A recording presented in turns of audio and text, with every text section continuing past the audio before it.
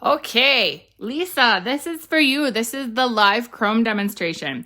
So really with chrome, you can do any color that you want as a base coat. I do find that Lovee Dovee is not a great color for it to stick to.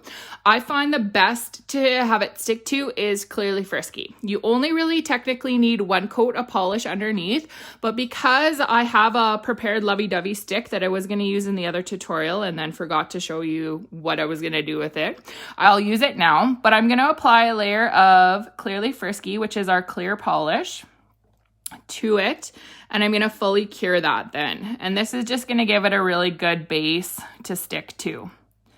It's not that it won't stick to the Lovee Dovee, but I just find that it is one of the tougher ones for it to stick to. So I'm going to give that a full cure.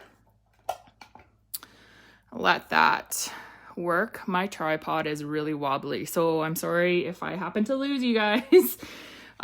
Just bear with me here. I need to get a new one.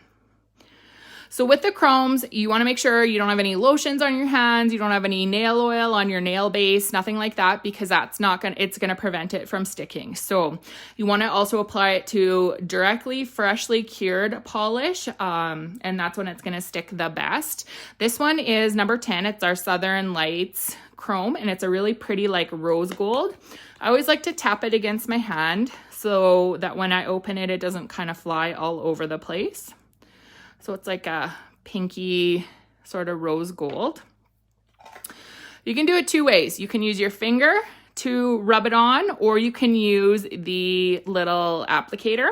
I'm going to use the applicator because I find that I'm really messy with chrome, and this just works for me. So once you dip it in, you don't even need a lot. Dip it in and just start rubbing it in.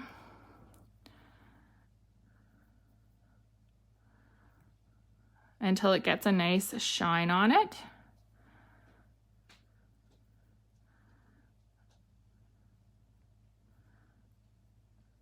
I usually put down some paper towel when I'm working, putting the chrome on, and that just really kind of helps keep the mess to a minimum. So you just want to rub it on until it's actually nice and shiny all throughout. And I must not have really done a great job here with the polish. Then I just take the dry end and I kind of brush off any of the excess powder that didn't fully rub in.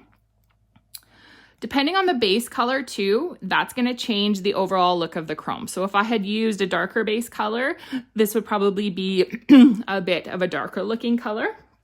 Once you've completed rubbing in your chrome and making it look all nice and shiny and gotten rid of all the powder, you're going to then go back with Clearly Frisky, and you're just going to apply a layer of Clearly Frisky. And this is what's going to seal the chrome to your nail. If you don't seal it with Clearly Frisky, it's just going to wash off. Every time you go to wash your nails, the powder's just going to wash off the nail.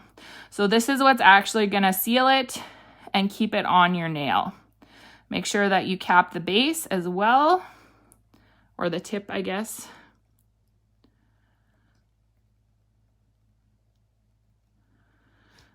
And once we've got it all nicely sealed with Clearly Frisky, we'll do a full 45-second cure again.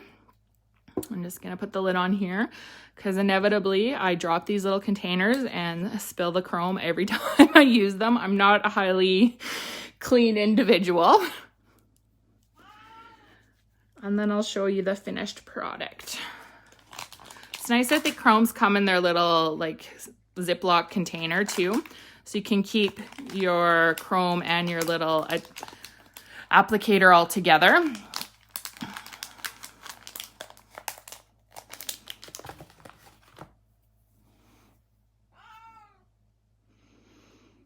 Yes, Goo, I know. Everyone is very excited to hear your opinion of things. So that's that. That is our chrome nail. Super, super easy. Like so fabulous, so easy. Lots of fun things you can do with it. And I can always show you more as time goes on. But yeah, really easy. Thanks for tuning in.